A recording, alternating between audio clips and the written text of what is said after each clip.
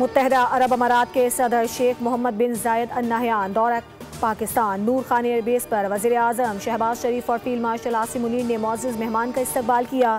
UAE सदर के तैयारे को पाक फ़ज़ाइया के लड़ाका तैयारों ने फ़ज़ा में सलामी दी। मौजूद मेहमान को 21 तोपों की सलामी।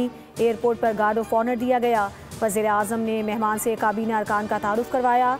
शेख मोहम्मद बिन जायद अल नहयान की वज़ीर आज़म और फील्ड मार्शल से मुलाकात। तिजारत समेत मुख्तलिफ शोबों में ताउन बढ़ाने पर इत्तेफाक। पार्लियामेंट हाउस, ऐवान सदर समेत अहम इमारतों को खूबसूरती से सजाया गया। पाकिस्तान और मुत्तहदा अरब अमारात के परचम आवेज़ा थे। UAE के सदर दौरा मुकम्मल करके वापस रवाना हो गए।